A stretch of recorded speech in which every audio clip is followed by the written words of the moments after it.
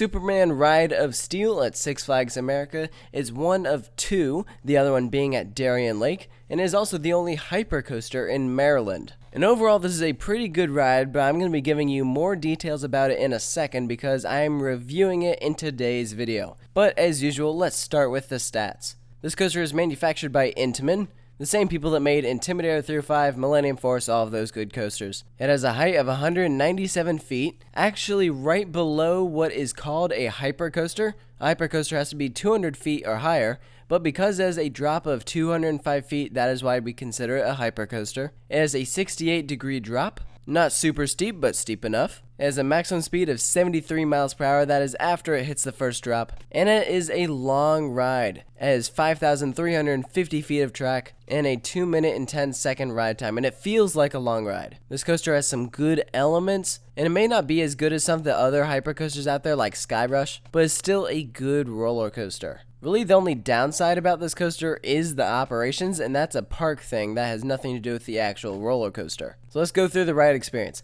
So you get in the train, and this thing has a T-bar that has the same restraint that you'll find on coasters like Millennium Force. So it's pretty small, so you feel very open, which is good. And you go up the lift hill, which is pretty slow actually. And then you go over this big crest and into the main drop. This is a fun drop. Again, it isn't super steep, it's 68 degrees, but it's a big drop. From what I've heard, you can actually see the Washington Monument from the top of it. I think many people will think that the drop is the best part of this coaster, but actually my favorite part is the amount of airtime on this ride. There's multiple airtime hills. After the first drop, you go into an airtime hill. After the first helix, you go into a big one. And then after the second helix, you go into several smaller ones. Those smaller ones really send you flying out of your seat. It's awesome. Those are more ejector air, and the big ones are floater air, so you get a variety of airtime.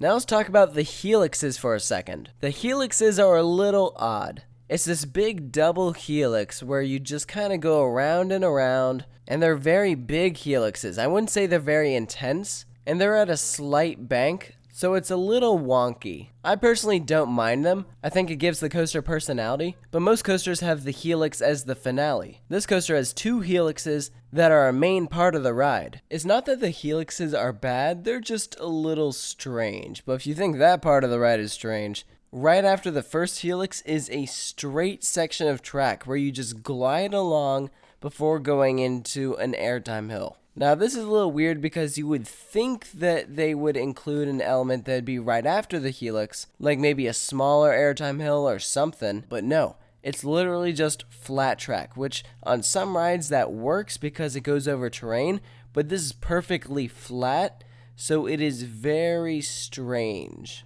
I don't really mind it because, in my opinion, it gives a good sense of the speed that you're flying at. It's something different, so I think it's actually kind of cool, but really no one has any idea why it is actually like that. It's just something kind of unique about this coaster. Some people aren't fans of it. I don't mind it. Now, in terms of smoothness with this ride, I'd say it's pretty darn smooth. The train doesn't vibrate against the track or anything, although when it does go around the track, it does kind of have this Intamin shakiness to it, if you know what I mean. If you've ridden some Intamins like this, or Fahrenheit or Storm Runner at Hershey Park, then you kind of know what I mean. It has a distinct sound to it. It doesn't prevent the ride from being any better. I don't think that really takes away from the experience. It's more of something that I just kind of noticed. Hopefully I'm not crazy and I'm not the only one who notices that. But I think all in all, this is a good roller coaster. By far, it's the best at Six Flags America. And so for its final score, I'm going to give it an 8.